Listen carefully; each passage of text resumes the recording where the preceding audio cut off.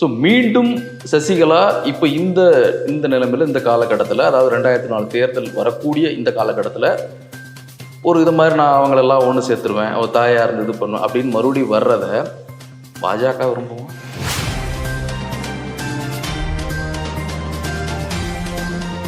அதிமுக, பாஜக, மற்ற இருக்கிற அரசியல் கட்சிகள், பாமக, தேமுதிக, ஐஜேகே போன்ற அரசியல் கட்சிகள்லாம் இணைந்து களம் கண்டால் குறைந்தபட்சம் ஒரு 20 தொகுதிகளையாவது நிச்சயம் அவங்களால வெற்றி பெற முடியும். அப்படி இல்லாமல் சிதறி நின்று 3 அணி 4 அணி என்று போனால் திமுக எளிதில் வெற்றி பெற்று விடும்.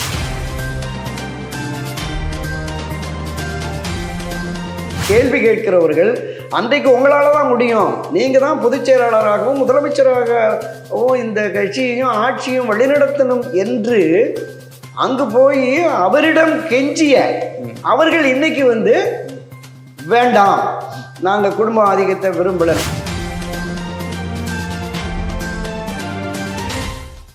இந்த வீடியோவை உங்களுக்கு வழங்குபவர்கள் Paysus pay, secure digital payments with multiple features and great success rate. வணக்கம் நேயர்களே, இன்றைய OH தமிழ் உரையாடலில் நம்மோடு மூத்த பத்திரிகையாளர் திரு துரை கருணா அவர்கள் உரையாடலோடு வரவேற்கிறேன். சார் வணக்கம். வணக்கம் சகோதரா. சசிகலா அவர்கள் கடந்த சில நாட்களாக அல்லது ஒரு வாரம் 10 நாட்களாக பார்க்கின்ற பொழுது ஒரு முன்பை விட ஒரு ஆக்டிவ் பாலிட்டிக்ஸில் இறங்கின மாதிரி ஒரு தோற்றம் தெரியுது. கடந்த 4 நாட்கள் முன்பு குடநாடு போகிறாங்க, செய்தியாளர்களை சந்திக்கிறது. அதற்கு முன்பு எம்ஜிஆர் பிறந்த நாளை ஒட்டி ஒரு செய்தியாளர் சந்திப்பு. இந்த மாதிரி தொடர்ந்து செய்தியாளர்களோடு சந்திக்கிறார், சில விஷயங்களை கன்வே பண்ணுறாரு. ஸோ அவங்க 2024 தனக்கு ஏதாவது ஒரு முக்கியத்துவம் கிடைக்கும் அப்படிங்கிற மாதிரி நோக்கத்தில் அவங்க மூமெண்ட் வந்திருக்குதா, இல்லை 2026 கனெக்ட் பண்ணி சில அரசியல் முயற்சிகளை அவங்க இப்போதே தொடங்குறாங்க அப்படின்னு கணிக்கணுமா? அனைத்து இந்திய அண்ணா திராவிட முன்னேற்ற கழகம் தொடங்கிய 52 வருஷம் ஆகுது. இந்த 52 ஆண்டுகளில் சுமார் 35 ஆண்டுகள் திருமதி VK சசிகலா அதில் பிரதான ரோல் எடுத்து பண்ணியிருக்காங்க. இங்கே இருக்கிற எல்லா அரசியல்வாதிகளுக்குமே தெரியும், 1984-85 காலகட்டத்தில் இருந்து இன்று வரையிலும் அதிமுகவில் அந்த நான் குறிப்பிடுகிற அந்த 30-32 ஆண்டுகள் என்பது செல்வி ஜெயலலிதாவோடு நெருக்கமாக, அவருடைய உயிர் தோழியாக, உற்ற சகோதரியாக, செல்வி ஜெயலலிதாவே என்னை தாயை போல பராமரித்து கொண்டவர் அப்படிங்கிற மாதிரி சொன்ன சசிகலா தான் அவங்க. எத்தனையோ பிரச்சனைகள் ஏற்பட்டு மூத்த தலைவர்கள் பலர் கூட அந்த அம்மாவுக்கு எதிரான விஷயங்களை சொல்லிட்டு வெளியில் வந்த போதும் அவங்கள ஒருபோதும் செல்வி ஜெயலலிதா அவர்கள் புறக்கணிக்கல. ஒரு கட்டத்தில் அவங்க ஒருத்தர் அவங்கள அனுப்பி மறுபடியும் ஒரு கட்டத்தில் அந்த மாதிரியான ஒரு பிரச்சனை வருகிற பொழுது 1996 தேர்தலின் போது கொஞ்சம் பிரச்சனைகள் உருவாகி கொஞ்ச நாள் வெளியில் இருந்தாங்க, திரும்ப வந்துட்டாங்க. அது மாதிரி 2-3 முறை நீங்கள் குறிப்பிட்டது மாதிரி வெளியில் அனுப்பினாலும் ஒட்டுமொத்தமாக அவருடைய குடும்பத்தினரையே கூட வெளியில் அனுப்பிட்டு இவரை மட்டுமே திரும்ப எடுத்துக்கிட்டாங்க. அந்த அளவுக்கு அண்ணா திராவிட முன்னேற்றக்கார அரசியலில் ஒரு முக்கியத்துவம் வாய்ந்தவராக தான் அவங்க இருந்தாங்க. அவருடைய பயணம் என்பது அப்படி தான் இருந்தது. நீங்கள் குறிப்பிட்டது மாதிரி இந்த ஜனவரி 17ஆம் தேதி புரட்சித் தலைவர் எம்ஜிஆருடைய பிறந்த நாள், அந்த பிறந்த நாளுடைய செய்தியாளர் சந்திப்பு இருக்குல்ல, அது கிட்டத்தட்ட ஒரு அரை மணி நேரம் 40 நிமிடத்திற்கு மேலே தேசிய அரசியல், மாநில அரசியல், அதிமுகவுடைய உட்கட்சி பிரச்சனை, இப்படி சிதறி கிடந்தால் நாம் திமுகவை வீழ்த்த முடியாது, என்னால் ஒன்று சேர்க்க முடியும், ஒரு தாயின் ஸ்தானத்திலிருந்து பிரிந்து சென்ற அனைவரையுமே ஒன்றிணைப்பேன் அப்படிங்கிற மாதிரி எல்லாம் சொன்னாங்க. நம்பிக்கையின் அடிப்படையில் அவங்க இந்த பயணத்தை தொடங்கியிருக்கிறாங்க. இது எந்த அளவிற்கு வெற்றிகரமாக போகும் அப்படிங்கிறது நம்ம போக போக அவருடைய அணுகுமுறைகள், அவரை சந்திக்கிற பிரமுகர்கள், அவர் நடத்துகிற பேச்சுவார்த்தைகள், அவருக்கு இணக்கமாக போகிற அரசியல் தலைவர்களுடைய அந்த எண்ணிக்கையின் அடிப்படையில் தான் நாம் எவ்வளவு சீக்கிரம் இது சேருவதற்கான வாய்ப்பு இருக்கா அப்படிங்கிற விஷயத்தை நாம் பார்க்க முடியும். எந்த நம்பிக்கையின் அடிப்படையில் சசிகலா அவர்கள் இந்த முடிவெடுத்து செயல்படுறாங்க அப்படின்னா, செல்வி ஜெயலலிதா இறந்த உடனே நீங்கள் தாம்மா முதலமைச்சராக அம்மா பொறுப்பில் இருக்கணும் அப்படின்னு சொல்லிட்டு எல்லா மூத்த அமைச்சர்களும் நிர்வாகிகளும் போய் சொல்கிறாங்க. அப்போ எனக்கு நான் உயிருக்கு உயிராக இருந்த என்னுடைய அக்காவை இறந்து அவங்க உடல் கிடக்கிற போது நான் போய் பதவி பிரமாணம் எடுத்துக்கிட்டால் அந்த மக்கள் என்ன நினைப்பாங்க, அதனால் வேண்டாம்.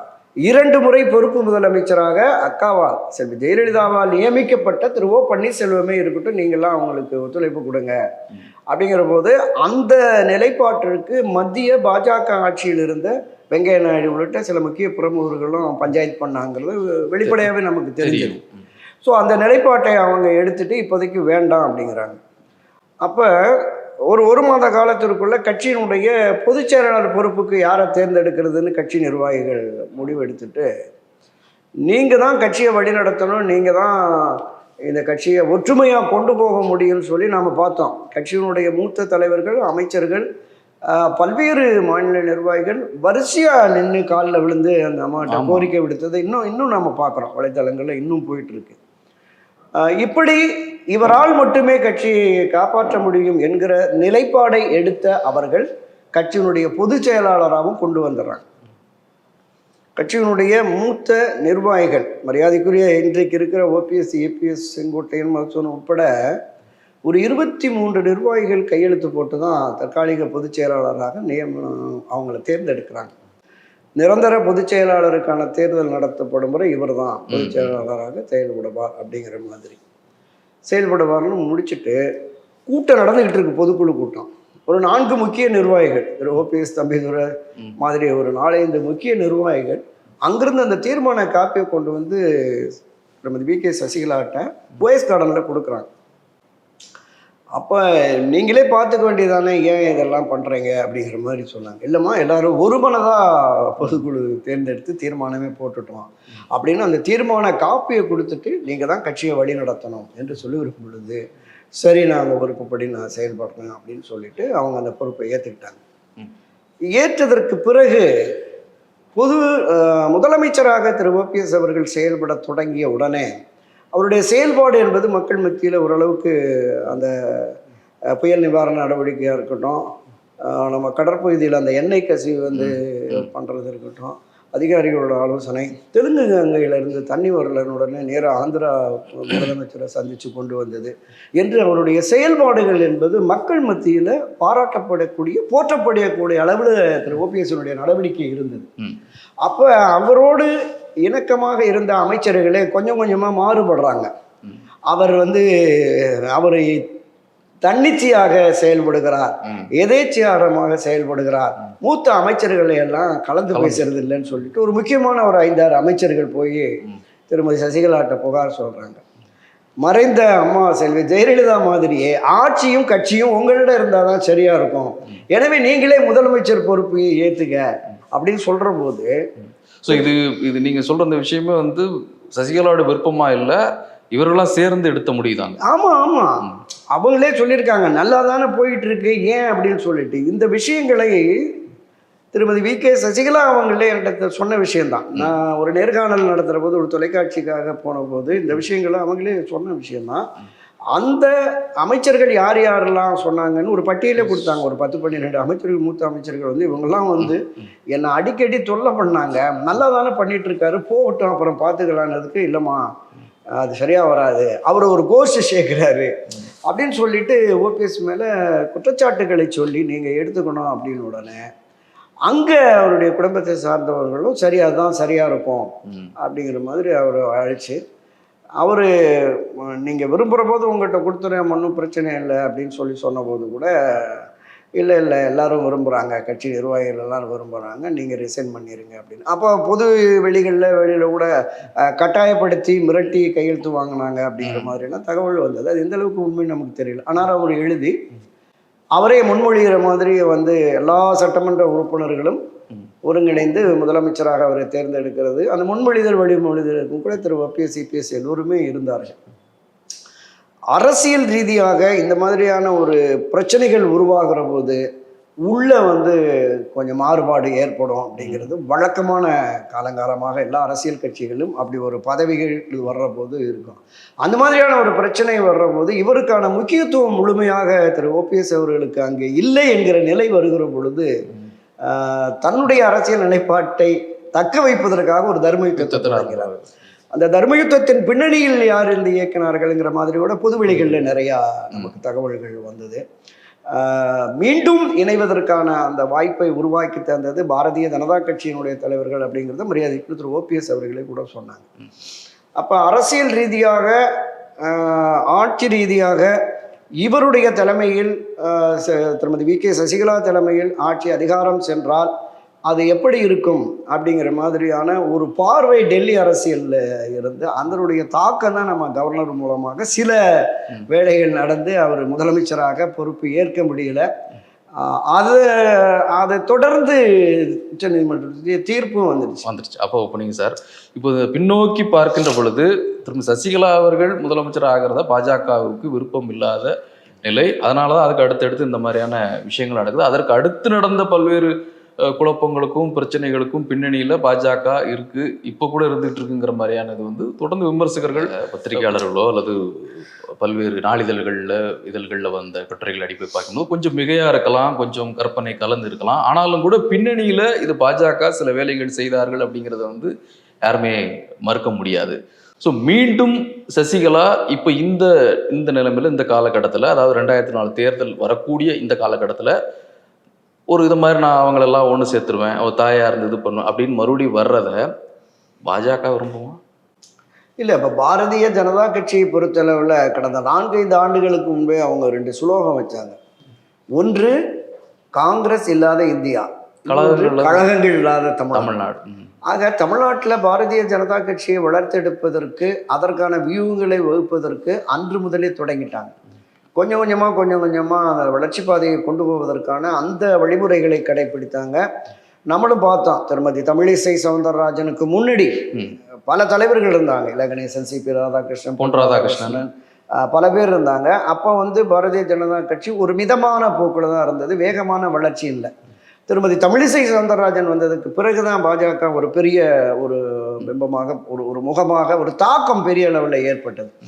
ஊடகமுமே அவங்களுக்கு ஒரு பெரிய அளவில் சப்போர்ட்டாக இருந்தது. அது கொஞ்சம் கொஞ்சமாக வளர்ச்சி பாதையில். அது வரைக்கும் நோட்டாவுக்கு கீழ் உள்ள கட்சி தான் பாஜக என்கிற விமர்சனத்தை உடைத்து ஓரளவுக்கு 1-2% வாக்குகள் வாங்குறது பொது வெளிகளில். எங்கேயோ காலிச்சேரில் உட்காந்து பேசுகிறாங்கன்னா பல படங்கள் நாம் பார்த்தோம். இந்த திராவிட கட்சிகளுக்கு இணையாக ஒரு கூட்டத்தை கொண்டு வர முடியும் அப்படிங்கிறது தமிழிசை தொடங்கி வைத்து அதனுடைய நீட்சியாக அண்ணாமலை அதை பண்ணிட்டார். கொங்கு மண்டலமாகட்டும், தென்மண்டலமாகட்டும், தஞ்சை பகுதியாகட்டும், எங்கே போனாலும் அவருடைய பொதுக்கூட்டங்களுக்கு, அவருடைய நடைப்பயணங்களுக்கெல்லாம் பெரிய அளவில் கூட்டம் இருக்குது. இளைஞர்கள், புதிய வாக்காளர்கள் பாஜகவை நோக்கி செல்வது போன்ற ஒரு தோற்றம் இருக்குது. அது வாக்காக வருகிற பொழுது தான் நமக்கு தெரியும். ஆனால் இப்போது தோற்றம் இருக்கிறது. பாஜக வளர்கிறது அப்படிங்கிறதுல எந்த மாற்று கருத்தும் இல்லை. மரியாதைக்குரிய மூத்த அமைச்சர் துரைமுருகனே ஒரு அசுர வேகத்தில், ராட்சச வேகத்தில் வளர்ந்துக்கிட்டு இருக்காங்கப்போ, நம்ம ஜாக்கிரதையாக இருக்கணும் சொல்லக்கூடிய அளவிற்கு அதனுடைய வளர்ச்சி இருக்குது. ஏன்னா அவங்கெல்லாம் அந்த ஐஎஸ் ரிப்போர்ட்டு, ஐபி ரிப்போர்ட்டு, களத்தில் இருக்கிற நிலவரங்களை பார்த்து பேசுகிறவங்க. எனவே இந்த வளர்ச்சி என்பது கொஞ்சம் கொஞ்சமாக வந்துட்டே இருக்கு. இது சசிகலா அவங்க அந்த ஒருவேளை இதை ஒருங்கிணைக்கக்கூடிய முயற்சி எடுத்தாலும் கூட இவங்க சம்மதிக்கிறாங்களா, அவங்க சொல்றாங்க திரும்ப திரும்ப விட்டு கொடுக்கணும், வைக்கணும், நான் முயற்சி பண்றேனால எந்த ஸ்டெப்பு எடுத்து வச்சாங்கன்னு வெளிப்படை நமக்கு இது வரைக்கும் தெரியல. OPS அவர்கள் கூட இது வரைக்கும் அந்த சந்திப்பு கூட நிகழலை. அப்படி ஒரு முயற்சி எடுக்கக்கூடிய பட்சத்துல அதை நடக்க விடுமா பாஜக அப்படிங்கிற ஒரு விஷயம் இருக்குல்ல. ஏன்னா ஒவ்வொரு இடத்துல இன்வால்வ் ஆகியிருக்கிறாங்க அதிமுக பிரச்சனையில் அப்படிங்கிற போது நான் கேட்குறேன். ஒரே காலகட்டத்தில் திமுக அதிமுக 2 பேரையும் வீழ்த்த முடியாது. பாஜக ஒவ்வொன்றா தான் உடைச்சு காலி பண்ண முடியும். அப்போ திராவிட முன்னேற்ற கழகம் ஆட்சி கட்சியாக இருக்கிறது. ஆட்சி கட்சியான திமுகவை வீழ்த்துவதற்கு ஒன்றுபட்ட அண்ணா திமுக வேணுங்கிறதா பாஜகவின் நிலைப்பாடு. இப்போதைக்கு அதிமுக ஒன்றாக இருந்தால்தான் 2024 தேர்தலில் நம்ம ஒரு வலிமையான கூட்டணி, திமுகவுக்கு எதிராக ஒரு வலிமையான கூட்டணியை நம்ம உருவாக்கினால்தான் இப்ப மக்களுடைய அதிருப்தி, எதிர்ப்பு என்பது நிறையவே இருக்கு. இப்போ சசிகலா அந்த முயற்சி பண்ணாங்கன்னா அது பிஜேபி சப்போர்ட் பண்ணும். நிச்சயமா அதற்கான வேலைதான் இருக்கு. இப்ப திமுக பாஜக ஒருவேளை பண்ண சொல்றாங்களா? இருக்கலாம். ஏன்னா ஒவ்வொரு முறையும் மரியாதைக்குரிய திரு OPS முறைகளே சொன்னாங்களே, திரும்ப இந்த தர்ம யுத்தத்தை முடிவுக்கு கொண்டு நான் இணைவதற்கு பாஜக தான் பெரிய அளவுல உதவி செய்தது அப்படின்னு சொல்லிட்டு செய்தாங்கல்ல. அப்போ நான் சொன்ன இந்த ஒன்றிணைந்த அண்ணா திமுக தான் வலிமையான திமுக கூட்டணியை முறியடிக்க முடியும் என்று கருதுகிற பொழுது நிச்சயம் அதற்கான முயற்சியை, முன்னெடுப்பை பாஜக எடுக்கும். அந்த அடிப்படையில் தான் அவங்க இந்த மூவ் நடத்தியிருப்பாங்க அப்படின்னு நான் கருதுகிறேன். ஏன்னா இப்போ திராவிட முன்னேற்ற கழகம் என்பது ஒரு வலிமையான கூட்டணியோட இருக்குது. அதோட 10-12 அரசியல் கட்சிகளுக்கு இப்போ திமுகவுக்கு எதிரான ஒரு கோபம், ஆவேசம் என்பது மக்கள் மத்தியில் இருக்குது. இந்த பல்வேறு காரணங்கள், 2 ஆண்டுகள் நீங்கள் பார்த்தீங்கன்னா போராட்ட களத்திற்கு வராத எந்த பிரிவுமே இல்லை. சாதாரண சாமானிய விவசாயிகள்லேருந்து நெசவாளர்கள்லேருந்து போக்குவரத்து ஊழியர்கள், மின்வாரிய ஊழியர்கள், அங்கன்வாடி பணியாளர்கள், துப்புரவு பணியாளர்கள், டாஸ்மாக் பணியாளர்கள், இப்படி ஒவ்வொரு பிரிவுமே போராட்ட களத்துக்கு இந்த எதிர்ப்பை வந்து அதை சமாளிக்கிற அல்லது அதை எதிரணிக்கு மாத்துக்கிற கூட்டணி இல்லை. ஆமா, இதையும் தாண்டி மருத்துவர்கள், செவிலியர்கள், மிகப்பெரிய அளவில் ஜாக்டோஜியை உட்பட அனைவருமே போராட்ட களத்துக்கு வந்துட்டாங்க. இதை தாண்டி பொதுமக்கள் மத்தியிலும் ஒரு அதிருப்தி, கோபம் என்பது இந்த மழை வெள்ளத்திற்கு பிறகு கொஞ்சம் ஆவேசமாகவும் மாறி இருக்கிறது. இது அறுவடை செய்யணும்னா பாஜக தலைமையில ஒரு வலிமையான கூட்டணி உருவாகும்.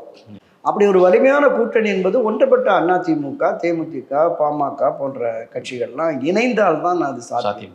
ஸோ அப்படிப்பட்ட ஒரு வலிமையான கூட்டணியை உருவாக்கி திமுகவை வீழ்த்திய பிறகு அப்புறமா அடுத்ததா அதிமுக பக்கம் வரலாம் அப்படிங்கிற ஒரு கண்ணோட்டம் பாஜகவுக்கு இருக்கலாம். நடைபெற போவது 2024 நாடாளுமன்ற பொது தேர்தல். இந்த நாடாளுமன்ற பொது தேர்தலில் திமுகவுக்கு எதிராக நான் குறிப்பிட்ட ஒன்றுபட்ட அதிமுக, பாஜக, மற்ற இருக்கிற அரசியல் கட்சிகள், பாமக, தேமுதிக, ஐஜேகே போன்ற அரசியல் கட்சிகள்லாம் இணைந்து களம் கண்டால் குறைந்தபட்சம் ஒரு 20 தொகுதிகளையாவது நிச்சயம் அவங்களால வெற்றி பெற முடியும். அப்படி இல்லாமல் சிதறி நின்று 3 அணி 4 அணி என்று போனால் திமுக எளிதில் வெற்றி பெற்று விடும். ஸோ அதற்கான வியூகங்களை பாஜக வகுக்க தொடங்கிவிட்டதோ அப்படின்னு நான் கருதுறேன். அதனுடைய கருவியாக திருமதி வி கே சசிகலா கூட இருக்கலாம். ஸோ அவங்க சொல்லக்கூடிய இன்னொரு விஷயம், அவங்களுடைய அரசியல் அப்படிங்கிறது வந்து இப்போ சமீப காலங்களாக பார்த்தீங்கன்னா கிட்டத்தட்ட ஒரு 7 ஆண்டுகளுக்கு பிறகு அங்கே போயிருக்கிறாங்க, சிறைவாசம், அதுக்கப்புறம் கொடநாடு போகிறாங்க. ஸோ அவங்களுடைய அரசியல் முக்கியத்துவம் அப்படிங்கிறது வந்து இன்னமும் அவங்க அரசியல் வந்து அந்த அதிமுகவுடைய தொண்டர்கள்ட்டையோ இல்லை அவருடைய முன்னாள் விசுவாசிகளாக இருந்தவர்கிட்டையோ அவருடைய அந்த அதிகாரம், அவருடைய அந்த ஆணை அதெல்லாம் எடுபடும் அப்படின்னு நினைக்கிறீங்களா? இல்லை, அதிகாரம், அவர் இருந்த அந்த அணுகுமுறை, அந்த தோரணை என்பது வந்து இப்போ சுத்தமாக இல்லை அவங்கள்ட்ட. ஒரு மிதமான போக்கு அவங்களுடைய அணுகுமுறைகளில் பத்திரிகையாளர் சந்திப்பில் அதிகாரமாக இல்லை மிதமான போக்கு. ஒரு தாயின் இடத்திலிருந்து தலைவரை போல, அம்மாவை போல ஒருங்கிணைந்து கட்சியை நடத்துவேன் என்கிற நிலைக்கு வந்துட்டாங்க. வந்த உடனே அப்படிப்பட்ட ஒரு பயமோ மற்றவர்களுக்கு தேவையில்லை அப்படிங்கிற அந்த தோற்றம் அவங்கள்ட்ட இப்போ இருக்கு. இன்னொரு நம்பிக்கை என்னன்னா, இவர்கள் எல்லோருமே ஏறத்தாழ ஒரு 80-90% பேர் மாவட்ட, மாநில, நகர, ஒன்றிய, கிராம பொறுப்பு வரைக்கும் இவங்களால் வந்தவங்க தான். திருமதி வி கே சசிகலா, திரு நடராஜன், அவங்களுடைய குடும்பத்தை சார்ந்தவர்களுடைய பரிந்துரை அடிப்படையில் தான் வந்திருப்பாங்க. பெரும்பாலானவர் அவங்க அந்த அடிப்படையில் தான் வந்து. எடப்பாடி வந்த பிறகு கூட அதில் மாற்றம் இல்லை, அவர் வந்ததுக்கு பிறகு ஏற்கனவே இருந்த நிர்வாகிகள் தானே, பெரிய அளவில் ஒன்றும் மாற்றங்கள் எதுவுமே பண்ணலைல. மாவட்ட செயலாளர்களோ மாநில பொறுப்பாளர்களோ கூடுதலாக தான் போட்டார். செயலாளர்களாக செல்வி ஜெயலலிதா காலத்தில் இருந்தவர்களை விடவும் கூடுதலான நிர்வாகிகளை போட்டார். மாவட்டங்கள் பிரிப்பு, அது நிறைய பொறுப்பாளர்கள் நியமனம் அதெல்லாம் எக்ஸ்டெண்ட் பண்ணிட்டு போனாரே தவிர அவங்களால் உதவி பொறுப்புக்கு வந்து இருப்பாங்க. அப்ப இவர்கள் ஒரு கட்டத்துல நம்முடைய நிலைப்பாட்டுக்கு ஆதரவு தெரிவிப்பார்கள் அப்படிங்கிற நம்பிக்கை அவங்களுக்கு இருக்கு. திருமதி சசிகலாவுக்கு நம்பிக்கை தானே வாழ்க்கை. ஒவ்வொரு கட்டத்திலும் ஒவ்வொரு விதமான புரிதல்கள் இருக்கும். கட்சி தொடர்ந்து ஒரு பின்னடைவை சந்திச்சுட்டே போகுது. கிட்டத்தட்ட ஒரு 8-9 தேர்தல்களில் பல பதிவுகளில் நம்ம பார்க்கிறோம், தொடர் தோல்விகளை பார்த்துக்கிட்டு இருக்கோம். ஸோ இந்த சூழல்ல பிரிவுபட்டு நின்றால் இன்னும் ஒரு மோசமான தோல்வி. 2024 ஒரு மிகப்பெரிய பின்னடைவு வந்ததுன்னா கட்சி தலை தூக்க முடியாது. 2026 ஆட்சி கனவுமே சிதைஞ்சு போயிடும். ஸோ இதை விரும்பாத கட்சியினுடைய அடிமட்ட நிர்வாகிகள் கீழே வெறும் இரட்டை இலைக்கு வாக்களித்து விட்டு மட்டுமே வேற எந்த பிரதிபலனையும் எதிர்பார்க்காத பல லட்சக்கணக்கான அதிமுக அனுதாபிகளும் அடிமட்ட தொண்டர்கள் இருக்கிறாங்க. அவங்களுடைய குரல் என்பது ஒன்று சேருங்கப்பா எல்லாம், உங்களுக்குள்ள அந்த பிளவு பிரிவு வேண்டாம். இப்ப தொண்டர்களுடைய உணர்வை நீங்க சொல்றீங்க. இந்த இடத்துல ஒரு சந்தேகமா வர்றது, திரும்ப சசிகலா அவருடைய இந்த ஆலோசனையை, இந்த விருப்பத்தை திரு ஓபிஎஸ் அவர்கள் அவர் ஒருவேளை அந்த தலைமை அவர் ஆலோசனையை அவர் ஏற்கக்கூடிய வாய்ப்புகள் கூட இருக்கு. திரு டிடிவி தினகரன் கூட ஏற்கக்கூடிய வாய்ப்பு இருக்கு. ஆனால் திரு எடப்பாடி ஒவ்வொரு முறையும் இப்போது நடந்த சமீபத்தில் நடந்த கூட்டங்கள், மாவட்ட செயலாளர் கூட்டங்கள் அல்லது செய்தியாளர் சந்திப்பு எல்லாத்துலேயும் ஒவ்வொரு முறையும் தெளிவுபடுத்திட்டே இருக்கிறாங்க. பாஜகவோட கூட்டணி இல்லை, அதிமுகவில் யாருக்கெல்லாம் இடம் இல்லை அப்படிங்கிறத தெளிவுபடுத்திட்டே வராங்க. ஸோ நாங்கள் இருக்க 2 இவங்க 2 பேரும், அதாவது திரு டிடிவி தினகரன் திரு ஓபிஎஸ்ஸுமே வந்து இணைந்து சசிகலாவுடைய நிலைமை நாங்கள் ஏற்கிறோம். ஏன்னா அவர் தனி எக்ஸ்ட்ரா ஆஃபீஸ் அவர் தலைவர் ஆகிட்டார் டிடிவி தினகரன். அமமுகன்னு ஒரு தனி கட்சி ஆமா, தொடங்கி அதிமுக ஒன்றிணைந்தாலும் நான் அவங்களோட உடன்பட்டு கம்யூனிஸ்ட் சிபிஐசி மாதிரி நான் உடன்பட்டு போவேன் அப்படிங்கிறார். அவர் தனி ஆமா. இதா இருக்கு. அது ஓபிஎஸ் அவர்களும் வந்து கட்சியை தொடங்கலே தவிர கட்சியை தொடங்கினா என்ன வழக்குகள் டிஸ்டர்ப் ஆகும். ஏற்கனவே நம்ம அதாவது வழக்குகள் இறுதி தீர்ப்புகள் வரல, அதனால அது அந்த மாதிரி எண்ணம் இல்லைங்கிறது அவர் பல நேரங்களில் தனி கட்சி தொடங்கிறார் ஓபிஎஸ் அப்படின்னு சொல்லும் போதெல்லாம் அவர் இல்லைங்கிறத மறுக்கிறார். ஸோ இந்த ரெண்டு நிலைமை இருக்கும்போது இவர்கள் ஏற்பார்களா அப்படிங்கிற ஒரு சந்தேகமும் இருக்குல்ல திரு எடப்பாடியை தாண்டி. ஆதரவு நிலைப்பாடு, சசிகலா ஆதரவு நிலைப்பாடுகள் மறைமுகமா இருந்தா கூட அவர்களே தலைமையாக ஏற்பார்களா இவங்க சொல்ற இந்த விஷயங்களை? இல்ல, பொதுவாக ஒரு மிகப்பெரிய அரசியல் கட்சிகளில் ஆளுமை மிக்க, மக்கள் செல்வாக்கு மிக்க தலைமை இல்லாத நிலையில இது போன்ற நிலைமைகள் உருவாவது என்பது சகஜம்தான். திராவிட முன்னேற்ற கழகத்தை எடுத்துக்கிட்டிங்கன்னா, மரியாதைக்குரிய கலைஞர் கருணாநிதிக்கு பிறகு ஸ்டாலின் என்பது ஒரு 40-50 வருஷமா அதே பின்னணியில் இருந்து கொண்டு வந்துட்டாங்க. அதனால் அதில் பிரச்சனை இல்லை. மற்ற தேசிய கட்சிகளை பொறுத்தளவில் டெல்லியிலேருந்து யாரெல்லாம் நியமிக்கிறாங்களோ அவங்க தான் தலைமை அப்படிங்கிற மாதிரி வரைக்கும் அது ஒரு பின்னணியும் அடையாளமாக எதுவும் இருக்காது. அண்ணா திராவிட முன்னேற்ற கழகத்தை பொறுத்தளவில் இதனுடைய நிறுவனத் தலைவர் புரட்சித் தலைவர் எம்ஜிஆர் அவர்களுமே யாரையும் அடையாளப்படுத்தலை. ஆனால் 80-81 அந்த காலகட்டங்களில் இந்த கட்சிக்கு அடுத்து ஒரு ஆளுமை மிக்க, மக்கள் செல்வாக்கு மிக்க தலைமை வேணும் அப்படின்னு சொன்னால் அது இவங்க தான் சரியாக இருக்கும் அப்படின்னு தான் செல்வி ஜெயலலிதா அவர்களை அழைச்சிட்டு வந்தாங்க. இடையில கொஞ்சம் பிரச்சனைகள் இருந்தாலும் கூட அவர் எஸ்டாப்ளிஷ் பண்ணிட்டாங்க. ஒரு மிகப்பெரிய வலிமை மிக்க இயக்கமாக அதிமுகவை திரு எம்ஜிஆர் அவர்கள் ஒப்படைத்து விட்டு போனாலும் இதை வளர்த்தெடுப்பதற்கு செல்வி ஜெயலலிதா அவர்களும் ரொம்ப பாடுபட்டாங்க. 1988-89 காலகட்டங்களில் தமிழ்நாடு முழுவதும் சுற்றுப்பயணம் செய்து பொதுமக்களையும் தொண்டர்களையும் சந்தித்து ஒரு ஆதரவு நிலைப்பாட்டை எடுத்து எஸ்டாப்ளிஷ் பண்ணிட்டாங்க. அவருக்கு பிறகு யார் என்பதை அவர் அடையாளப்படுத்துகிறார். அப்போ அடையாளப்படுத்தாத சூழல்ல அம்மாவோட 30-32 ஆண்டுகள் பயணித்த திருமதி வி.கே. சசிகலா தான் சரியான தலைமை என்று அன்றைக்கு முடிவு செய்தவர்கள் தான் இன்றைக்கு யார் இந்த சசிகலாங்கிற கேள்வி கேட்கிறோம். இன்றைக்கு கேள்வி கேட்கிறவர்கள் அன்றைக்கு உங்களால தான் முடியும், நீங்க தான் பொதுச் செயலாளராகவும் முதலமைச்சராகவும் இந்த கட்சியையும் ஆட்சியும் வழிநடத்தணும் என்று அங்கு போய் அவரிடம் கெஞ்சிய அவர்கள் இன்னைக்கு வந்து வேண்டாம், நாங்கள் குடும்ப ஆதிக்கத்தை விரும்பல. குடும்ப ஆதிக்கத்தில் 30-34 வருஷம் நீங்கள் பயணப்பட்டீங்கல்ல, அதனால் நீங்கள் வாங்க, நான் ஒரு தாயாக இருந்து உங்களை அரவணைக்கிறேன்னு இவங்க கேட்குறாங்க. இந்த 2-3 வருஷமாக அதுதான் அவங்க நிலைப்பாடாக இருக்கிறது. அதில் இருக்கிற சாதக பாதகங்களை எடப்பாடி பழனிசாமியினரும் அவரோட தலைமையில் இருக்கிறவங்களும் யோசிக்கிறார்கள். அப்படி வந்தால் நாம் போய் மறுபடியும் அங்கே போய் நிற்கணும், அந்த நிலைப்பாடு வரல. நாம் வந்து சுயமாக எழுந்து நாம் ஒரு தலைவர் ஆகிட்டோம், நம்ம முதலமைச்சர் ஆகிட்டோம், கட்சிக்கு பொதுச் செயலாளர் ஆகிட்டோம் அப்படின்னு. இதை தாண்டி இந்த பொறுப்பு பதவிகளை தாண்டி இந்த கட்சி முக்கியம். இதை உருவாக்கிய திரு எம்ஜிஆர், திரு ஜெயலலிதா அவர்கள் எந்த அளவுக்கு சிரமப்பட்டு கஷ்டப்பட்டு இந்த கட்சியை உருவாக்கி இருக்கிறாங்க. இந்த கட்சி தொடர் தோல்வியையும் பின்னடைவையும் சந்தித்தால் எதிர்காலம் பாழாகும். இதை நம்பிய இப்போ 2 கோடி பேருங்கிறாங்க, 1.5 கோடின்னு சொல்லிட்டு இருந்தாங்க, இப்போ 2 கோடி பேர் இருக்காங்க. இந்த 2 கோடி பேருடைய அரசியல் எதிர்காலம் என்னாகும் என்கிற நினைப்பு வந்ததுன்னா கட்சி ஒன்றுபட வேண்டும் அப்படிங்கிற எண்ணமும் உணர்வும் திரு எடப்பாடி பழனிசாமி தலைமையிலான அந்த அணியினருக்கு ஏற்படும்.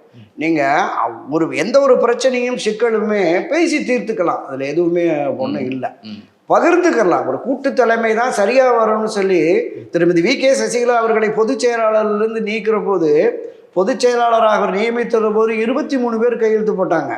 ஆனால் பொதுச் செயலாளர் பொறுப்பில் இருந்து அவரை நீக்கிற போது தஞ்சை ஆர் வைத்தியலிங்கம்னு அவர் ஒருத்தர் மட்டும்தான் கையெழுத்து போட்டிருந்தார். நீங்கள் அதை அந்த தீர்மான காப்பியை பார்க்கலாம். அவரை மட்டுமே பலிகடா ஆக்கி அதை விலக்கி வச்சிருந்தாங்க.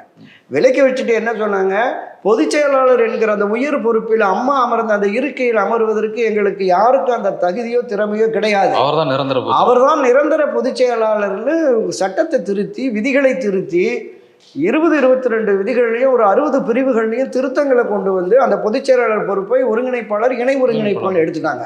2021 அது வந்து நியமனம் தான். அந்த நியமனம் பொதுக்குழு அங்கீகாரத்தோடு இருந்தது. இதற்கு சட்டபூர்வமான அங்கீகாரம் எலெக்ஷன் கமிஷன்ல வேணும்னா தேர்தல் நடத்தணும். அப்ப 2021 தேர்தல் நடத்துறாங்க. 2021 ஒரு வாக்கு அது பொதுச் செயலாளருக்கானது. அந்த பொதுச் செயலாளரை நிர்வகிக்கிற ஒருங்கிணைப்பாளரும் இறை ஒருங்கிணைப்பாளருக்கு இந்த ஒற்றை வாக்கு அப்படிங்கிற ஒரு கான்செப்டை கொண்டு வர்றாங்க. தேர்தல் அறிவிக்குது, அவர்கள் வெற்றி பெற்றதாக அறிவிக்கப்படுகிறார்கள். முறைப்படி தேர்தல் நடத்துகிறாங்க. கிராம கிளையிலிருந்து கிளை, பேரூர், நகரம், ஒன்றியம், மாவட்டம் தேர்தல்களை முறையாக நடத்தி பொதுக்குழு செயற்குழு உறுப்பினரையும் தேர்ந்தெடுத்து கட்சியின் தலைமை பொறுப்புக்கு நியமனங்களையும் நியமித்து இந்த 2 பேருமே கையெழுத்து போட்டு எலெக்ஷன் கமிஷனில் கொடுத்துறாங்க. எலெக்ஷன் கமிஷன் அக்செப்ட் பண்ணிடுது, இந்த அமைப்பை வந்து அவங்க ஏற்றுக்கிறாங்க. அப்புறம் திடீர்னு இவங்களுக்குள்ள ஒற்றை தலைமைன்னு வந்து அப்புறம் ஒரு பொதுக்குழுவை கூட்டி அது ஒரு தற்காலிக பொதுச் செயலாளர் விதி திருத்தினாங்க பாருங்க. 10 மாவட்ட செயலாளர் முன்மொழியணும், 10 மாவட்ட செயலாளர் வழிமொழியணும். அந்த தலைமை பொறுப்புக்கு வருவோர் 5 ஆண்டு தலைமை கழகத்தினுடைய நிர்வாகியா இருக்கணுங்கிறது உலகத்துல எந்த அரசியல் கட்சியிலும் இல்லை. ஜனநாயக ரீதியாக கட்சியின் அடிப்படை உறுப்பினர்கள் தான் தலைமையை தேர்ந்தெடுக்கணும்னு ஒரு எந்த அரசியல் கட்சியிலும் உலகத்தில் இல்லாத விதியை திரு எம்ஜிஆர் உருவாக்கியிருந்தார். வெறும் 1000 பேர் 500 பேர் நிர்வாகிகள் டிசைட் பண்ணி கட்சியை நடத்தக்கூடாது அப்படி தொண்டர்கள் முடிவெடுத்து அந்த தொண்டர்கள் முடிவெடுத்து கட்சி தலைமையை தேர்ந்தெடுக்க வேண்டும் என்கிற விதியை மாற்றவோ திருத்தவோ நீக்கம் செய்யவோ யாருக்கும் எவருக்கும் அதிகாரம் இல்லை. எந்த குழுவுக்கும் பொதுக்குழுக்கோ செயற்குழுக்கோ அதிகாரம் இல்லைன்னு அந்த விதி 43 மாற்றி இவங்க இந்த மாதிரி ஒரு செட்டப்பை கொண்டு வந்து எந்த பொதுச் செயலாளர் இருக்கையில் அமர்வதற்கு தகுதியும் திறமையும் எங்களுக்கு யாரிடமும் இல்லையோ என்று சொன்ன திரு எடப்பாடி பழனிசாமி அதே பொதுச் செயலாளர் பொறுப்பை ஏற்றுக்கிட்டு நான் தான் எல்லாம் அப்படிங்கிறார். கட்சி முக்கியம் என்று கருதி இருந்தால் நிச்சயம் உடன்பாட்டுக்கு வருவாங்களா பார்ப்போம். நிறைவா நான் கேட்க விரும்புவது அதான். இப்போ வந்து இவர்கள் எடுக்கிற இந்த இந்த முயற்சிகள் வந்து நீண்ட தூரம் இவங்க பயணம்ங்கிறது வந்து பிரச்சனைகள் பல ஆண்டு காலமா இருந்துகிட்டு இருக்கு. ஆனா வந்து ரொம்ப தூரம் போயிட்டாங்க அப்படிங்கிற மாதிரி திரு ஜெயக்குமார் கூட ஒரு தடவை சொன்னதே ஆகும். அதெல்லாம் கடந்து நாங்கள் ரொம்ப தூரம் வந்துட்டோம் அப்படிங்கிற மாதிரி ஒரு முறை சொன்னேன் அவருக்கு. ஸோ அந்த அடிப்படையில் பார்க்கின்ற பொழுது கூட ஒரு நீண்ட தூரம் பயணம் வந்துட்டாங்க, மீண்டும் ரிவர்ஸ் போட்டு திருப்பி வருமா அப்படிங்கிற ஒரு சந்தேகமும் இருக்குது. ஸோ உங்களுடைய பார்வையில் உங்களுடைய கணிப்பில் அப்படி வருவதாக வாய்ப்பு இருந்தால் 2024 ஏற்படக்கூடிய ஒருவேளை அவர்களுக்கு ஒருவேளைன்னு இல்லை, எல்லாருமே உங்களை போன்றவங்க சொல்கிறாங்க திமுக தான் 40 இடங்களில் இப்போ இருக்க சூழ்நிலை எப்படி பார்த்தாலும் அவர்கள் தான் வெல்வதற்கான வாய்ப்பு இருக்கு, எதிரணியெல்லாம் பிரிந்து இருக்குன்னு. ஸோ அந்த ஒருவேளை தோல்வி ஏற்படுகின்ற பொழுது அதற்கு பிறகு ஏதாவது ஒரு மனமாற்றம் ஏற்பட்டு சசிகலாவினுடைய அந்த சொல்லை பேச்சை கேட்கக்கூடிய ஒரு சூழ்நிலை ஏற்படுமா, இல்லை 24 இல்லை 26 இல்லைங்கிற மாதிரியான ஒரு நிலையா எப்படி நீங்க கடந்த 52 ஆண்டுகளாக இந்த அண்ணா திராவிட முன்னேற்ற கழகத்தோடு நெருக்கமாக பயணித்து வருபவன் என்கிற முறையில் நான் சொல்றேன். இந்த கட்சியை நிறுவிய புரட்சித் தலைவர் எம்ஜிஆர் அவர்கள் 1977 முதல் பொது தேர்தலை சந்திக்கிற போது ஒரு பொது தேர்தலில் கூட்டத்தில் பேசுகிறப்போ சொன்னார், இந்த ஒரு ராமச்சந்திரனை அழித்து விட்டால் அதிமுகவை அழித்து விடலாம் என்று கருதுகிறார்கள். அட பைத்தியக்காரர்களா, இந்த ஒரு ராமச்சந்திரனை நீங்கள் அழித்து விட்டால் 1000 ராமச்சந்திரன்கள் இந்த கட்சியிலே தோன்றுவார்கள். 1000 ஆண்டுகளை கடந்தும் அந்த அண்ணாவின் உருவம் பொறித்த கொடி பற்றொளி வீசி பறக்கும், இதை யாராலும் அழிக்க முடியாதுன்னு சொன்னார். சட்டப்பேரவையில் செல்வி ஜெயலலிதா பேசுகிற போது 100 ஆண்டுகளை கடந்தும் அதிமுக ஆட்சி அதிகாரத்தில் இருக்கும், தமிழகத்திற்கு விடிவே அதிமுகவில் தான் என்று பேசினார்கள். இந்த 2 கருத்தையும் உள்வாங்கி இருக்கிற பல லட்சக்கணக்கான கோடிகளை கடந்த அதிமுக தொண்டர்கள் இந்த கட்சி முக்கியம் என்று கருதுகிறார்கள். கட்சியை வைத்து சம்பாதித்தவர்கள், கட்சியை வைத்து கோடிகளை குவித்தவர்கள் தங்கள் சுயநலத்திற்காக கட்சியை பலியிட்டு விடக்கூடாது என்று கருதுகிறார்கள். அந்த உணர்வை, கட்சி அடிபட்ட தொண்டர்களின் உணர்வை புரிந்தால் இந்த கட்சி முக்கியம், சுயநலம் முக்கியம் இல்லை என்று கருதுவார்களே ஆனால் ஒற்றுமைக்கு நிச்சயமாக வழி ஏற்படும். அப்படிப்பட்ட எண்ணம் உணர்வு வருகிறதா காலம் பதில் சொல்லும். இப்போ அடுத்து கடைசியாக சொல்கிறேன், 2024 ஒன்றுபட்ட அதிமுக, ஏன்னா அந்த கட்சியினுடைய நோக்கமே திமுகவை அரசியல் களத்திலிருந்து வீழ்த்த வேண்டும் என்று. திமுக வளர்ந்து வருகிறது. இப்போ 7 முறை ஆட்சி கட்சியாக இருந்த அதிமுக, 31 ஆண்டுகளாக ஆட்சி கட்சியாக இருந்த அதிமுக, அதை பலி கொடுத்து விட்டு திமுகவை வளர்த்தெடுப்பதற்கு இவர்களுடைய போக்கு துணை போகிறதோ என்கிற அந்த சந்தேக பார்வையும் தொண்டர்கள் மத்தியில் வந்துடுச்சு. ஆகப்பெரிய கட்சியாக தமிழகத்திலே அண்ணா திராவிட முன்னேற்ற கழகம் தான் முதன்மை கட்சி, இந்திய அளவில் 3வது பெரிய கட்சி, உலக அளவில் 7வது பெரிய அரசியல் கட்சி, தொண்டர் பலம், கட்சி கட்டமைப்பு, மக்கள் ஆதரவில் இதை பலி கொடுத்து விட்டால் காலம் இவர்களை நிச்சயமாக மன்னிக்காது. அந்த எண்ணமும் உணர்வும் வந்தால் வருமா 2024 தேர்தல் தோல்வியாவது அவர்களுக்கு பாடத்தை கொடுக்குமான. ஏன்னா 89 ஏற்பட்ட அந்த தோல்வி தான் மீண்டும் அதிமுக இணைந்து 91 ஆட்சி அதிகாரத்திற்கு வர முடிந்தது. அந்த உணர்வு 2024 முன்பு வருகிறதா, 24 தேர்தல் தோல்விக்கு பின்பு இந்த பாடம் கற்கிறார்களா, பொறுத்திருந்து பார்ப்போம். நன்றி. இந்த வீடியோ உங்களுக்கு பிடிச்சிருந்தா லைக் பண்ணுங்க, ஷேர் பண்ணுங்க, கமெண்ட் பண்ணுங்க. மறக்காம OH தமிழ் சேனலுக்கு சப்ஸ்கிரைப் பண்ணுங்க.